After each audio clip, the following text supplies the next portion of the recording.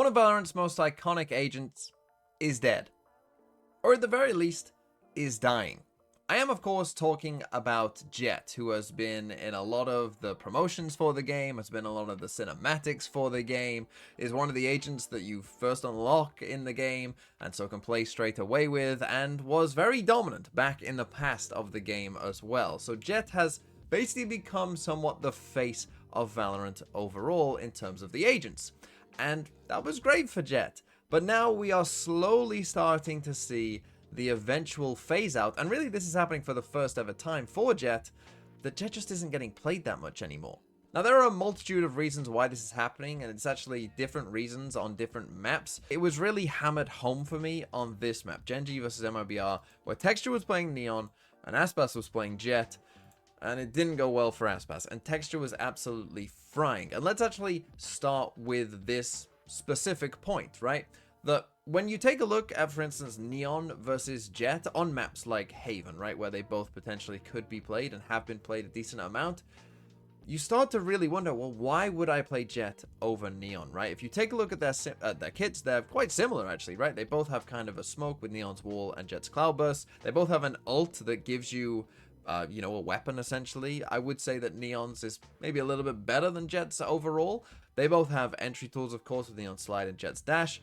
And then they have one ability that is kind of a little bit different in terms of, you know, the relay bolt versus the Jett updraft. Now, again, in terms of high level play, generally I think the stun is going to give you a little more value than overall Jett's updraft will in most situations. So that probably is, again, another tick for Neon.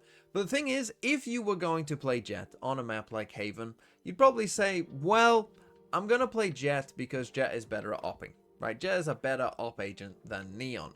But this is the thing. Texture kind of proved that wrong, as now you're about to see. Oh, so scary for any opponent. There's the first to fall. Spike down, C. Spike is well confirmed. And immediately they look to reposition, but we know how quickly Texture can pivot with that operator. And he's already starting to reroute. MIBR wanting to try to break through into garage. So the cam will force a reposition from Boxy 9, but the tuck in at A lobby here from the side of Charon. We'll see if it comes to fruition. It absolutely does. And I'm just going to keep playing these clips over the top of me speaking now, because Texture was frying with this up. Whenever he brought it out, Gen G were probably winning the round. It felt like MIBR couldn't do anything, and Texture was just able to consistently escape, right? No matter what situation, no matter how perilous it seemed, he always seemed like he was able to get out of a lot of these situations where normally you'd say that, you know, a Neon historically shouldn't be getting out of these situations. But that's the thing. It feels like Jett, and I personally felt like this in the past, Jett was being maybe overplayed kind of during, you know, 2023, maybe even some parts of 2024, basically because people hadn't fully learned how to play some of the other duelists. But with the Neon buff, I think it forced people to go like, okay, we have to play this now. And so now you're seeing that these top level duelists have actually learned how to master agents like Neon. And now Yoru as well this year, right? Where particularly toward the start of 2025, maybe the Yoru play wasn't that great, but now as we're halfway through the year and most top duelists have played a decent amount of Yoru, like they know how to play it and they know what situations they can and can't get out of, and so they're finding a lot of value.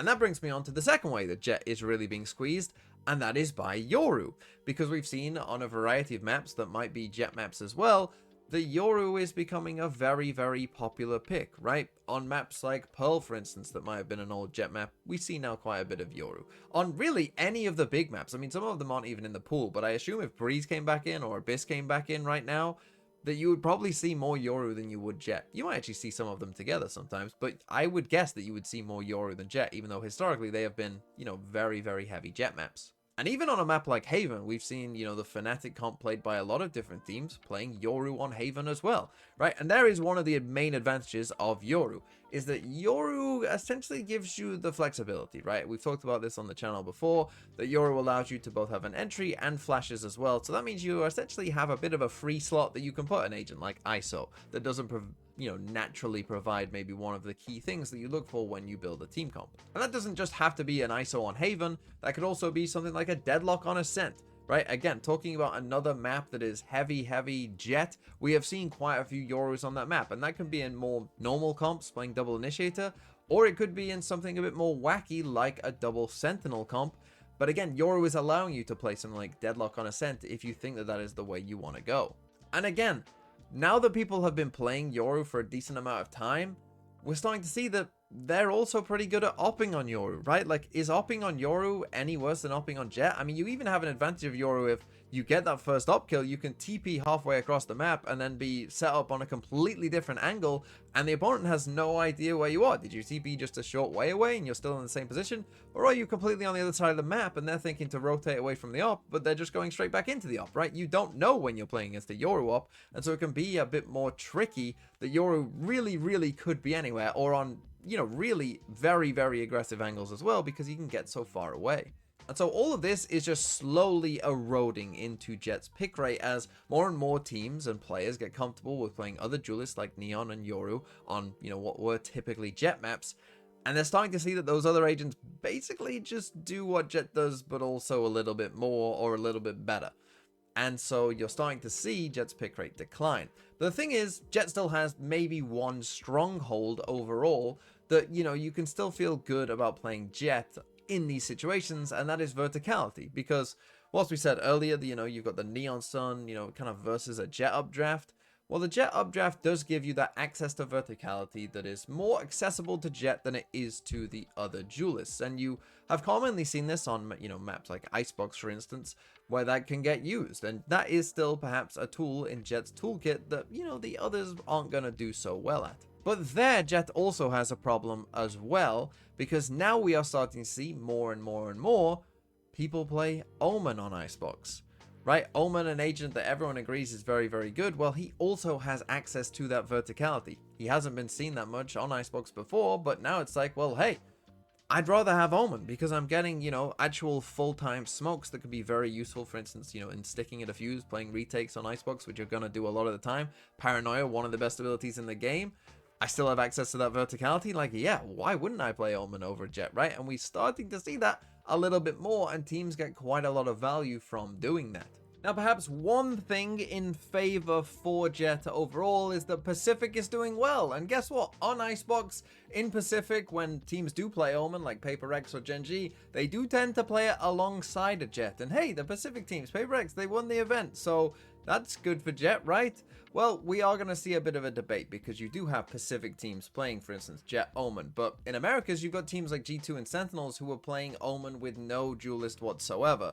So it seems like that debate is maybe a bit region specific, and maybe in Pacific, Jett can still see a decent pick rate on maps like Icebox, but maybe in other regions like Americas, we will start to see Jett's pick rate, even on Icebox, start to plummet. And so really, no matter where you look, no matter what map you're looking at that was kind of an old Jett stronghold, maybe Jett 100% or at least 80 plus on a map, you're now starting to see that be eroded pretty significantly by Neon, Yoru, even Omen. And it wouldn't surprise me if Jett slowly but surely the pick rate really does start to decline as more and more teams, more and more players get more comfortable with these other options that, if we're being honest, are probably just a bit better than Jett.